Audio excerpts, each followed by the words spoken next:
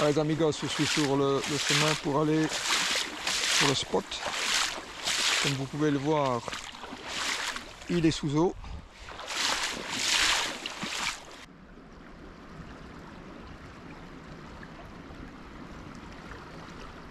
Salut les amigos, voilà, ici je suis sur un spot jamais pêché. En plus on est dans une super crue là. Vous pouvez voir là, l'eau est très forte, très haute, beaucoup de courant. J'ai une zone ici où il y a un petit peu moins de courant, un amorti finalement. Et c'est là encore que je vais essayer de voir s'il n'y a pas moyen de faire l'un ou l'autre poisson. Je vous montre la zone dans laquelle je vais pêcher. Donc on a une zone beaucoup plus calme ici, un amorti. Et on a le courant principal qui est très fort là au large. Et ben, je vais essayer de prospecter évidemment cette zone-ci. Une zone entre le calme et le courant, en espérant trouver un peu de poisson. Voilà la température de l'eau les amigos. 8 degrés 9 aujourd'hui. C'est tout à fait correct ça, cette fois-ci. Pour pêcher en hiver, c'est une belle température ça.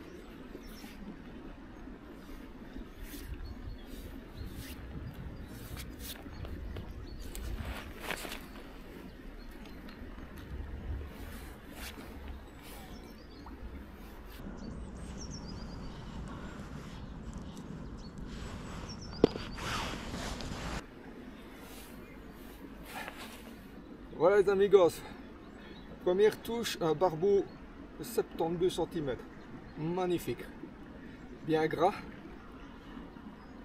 joli hein.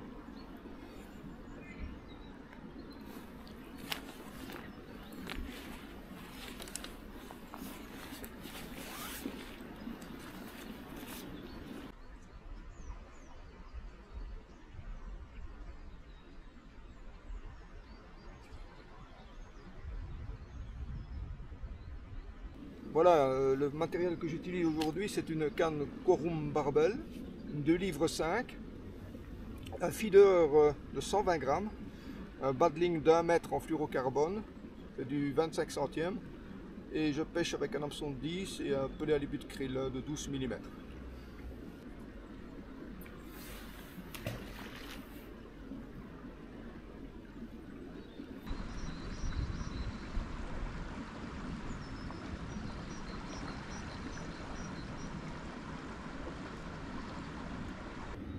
Vous pouvez observer, là, il y a des gros remous qui se forment de temps à autre. Hein. Bien, ce sont des remous que j'appelle plutôt de surface. Hein. Pourquoi? Parce que le fond remonte. Et donc, quand le courant vient buter contre la berge, finalement, ça crée des remous. Mais ça crée plutôt des remous qui se manifestent en surface. On n'a pas ce phénomène aussi prononcé dans le fond.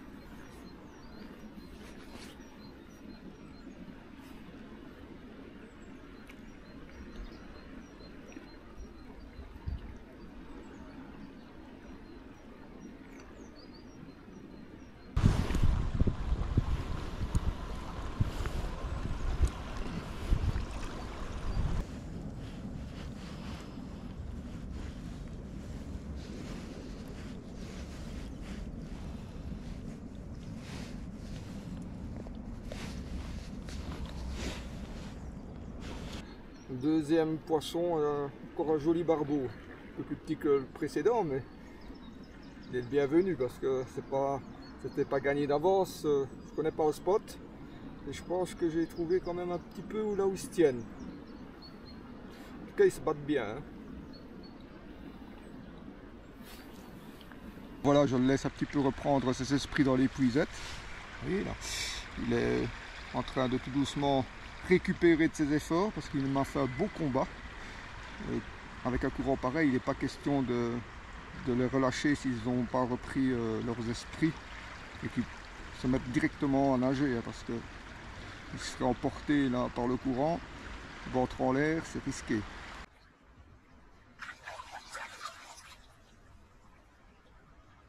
Voilà, donc c'est mon mélange classique pour le barbou, mais dans lequel j'ai rajouté des plus gros pelets, les 4 et des 6 mm. Les 4 ce sont des Robin Red et les 6 ce sont des pelets krill. Pourquoi? Parce que quand c'est comme ça avec des eaux très hautes, beaucoup de remous, etc., je préfère rajouter évidemment des plus grosses particules.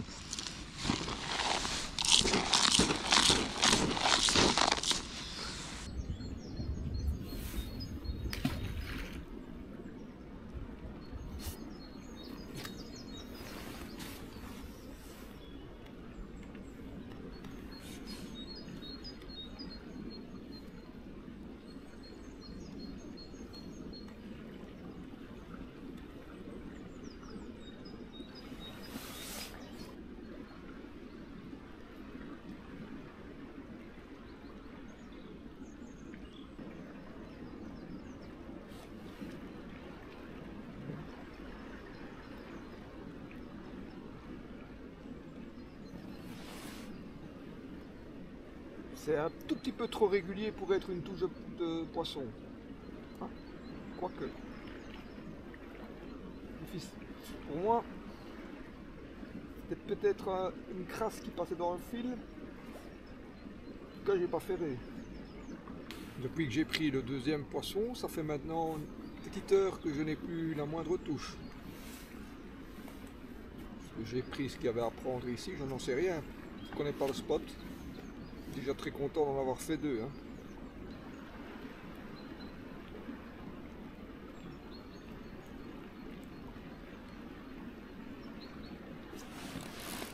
Oh.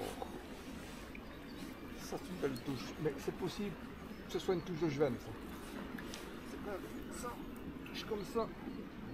Aussi prononcé et que je n'arrive pas à piquer, c'est pas impossible que ce soit plutôt une touche de Jevenne. Bizarre, ça y a le bas de ligne qui est repassé à l'intérieur du fileur.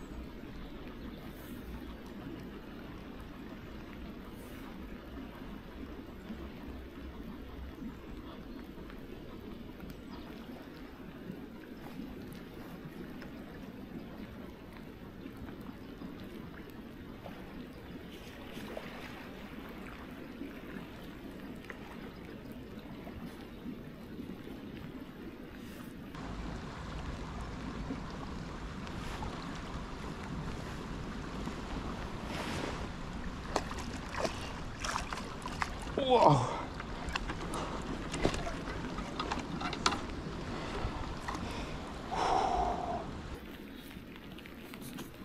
C'est fameux ça.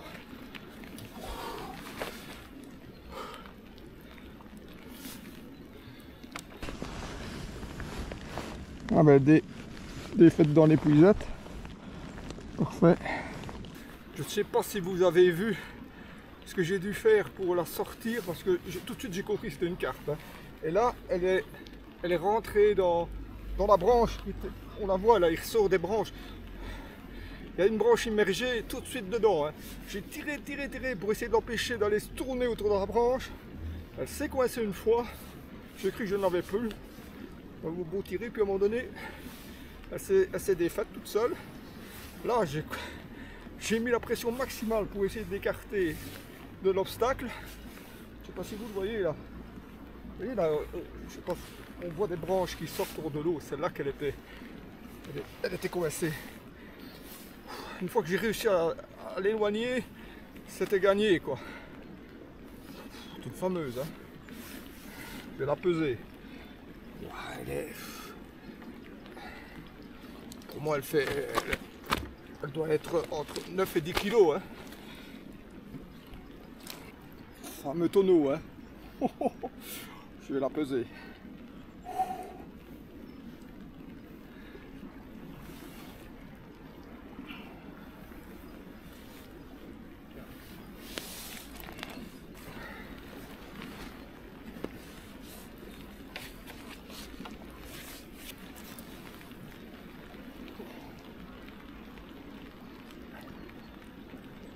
Ouh. 11 kg 420 elle fait. Moins le poids du sac, mais il fait, je vais vous peser, mais il fait moins de 500 grammes. Hein. Incroyable. 11 kg 420, on va dire 11 kg, allez, je vais peser le sac. Ça semble bien, je vois. J'ai pas l'habitude à des carpes, moi, parce que je l'avais estimé autour de 9 kg, peut-être 10, elle en fait 11. Et je vais vous dire une chose, hein. C'est la plus grosse que j'ai prise jusqu'à présent sur l'ourte.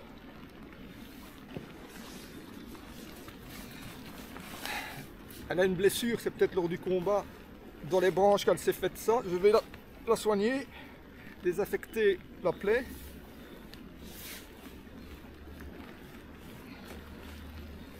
Et là.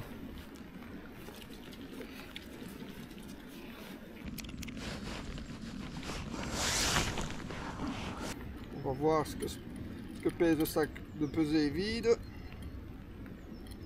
Voilà. Ah oui, je sais pas si vous voyez bien, 280 grammes. Ça faisait que, ouais, elle faisait plus de 11 kilos. Hein. Calcul 11 kilos, 140 je crois, c'est ça à peu près. Oui, c'est ça. 11 kilos 140. Magnifique. Tant qu'elle ne se redresse pas,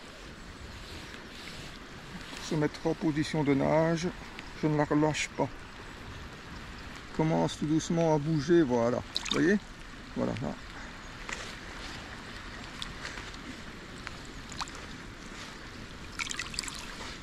Commence à aller.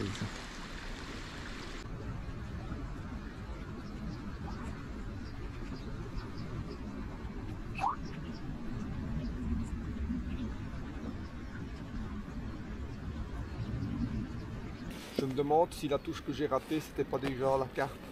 Possible aussi. J'ai raté une touche 5 minutes plus tôt là.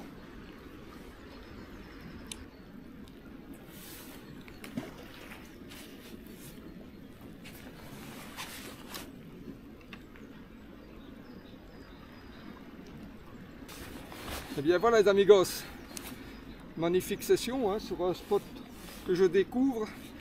J'ai pris commencé de beaux barbeaux et je finis la session avec une carpe cuir remarquable. C'est mon record actuellement sur l'ourte, 11 kg 140. Voilà, moi je suis entièrement évidemment content et satisfait de ma session. En tout cas, moi j'espère que cette petite vidéo vous aura bien plu. Comme d'habitude, j'espère vous retrouver avec moi la prochaine fois au bord de l'eau. Si vous avez bien aimé la vidéo, n'oubliez pas de liker. Entre temps, portez-vous bien. Ciao.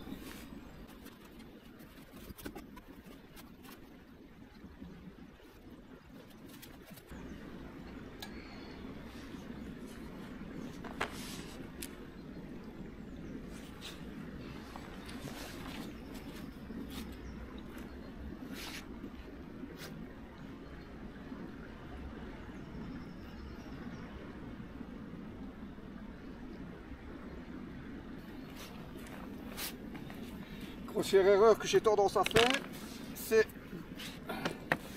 remballer l'épuisette en premier lieu, alors que je devrais le faire en dernier lieu. Moi, je suis embêté là.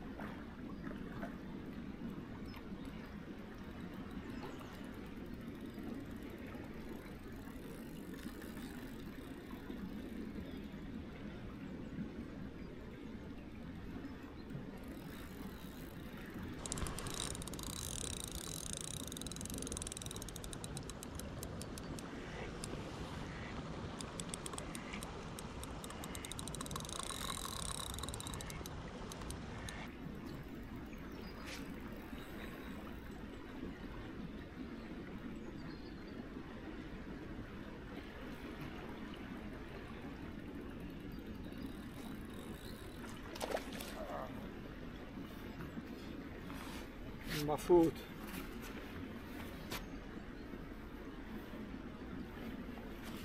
C'est de ma faute. J'ai voulu la brider trop fort. Parce qu'elle allait dans les crasses là. Elle s'est décrochée. C'était à nouveau une petite carpe. Je ne sais pas si on la verra bien sur la vidéo. Une petite commune.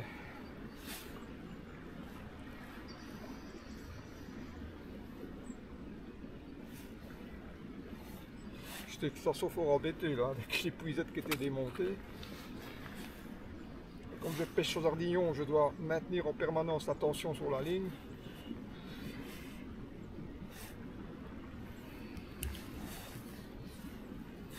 J'avais même cru que c'était un barbeau au début.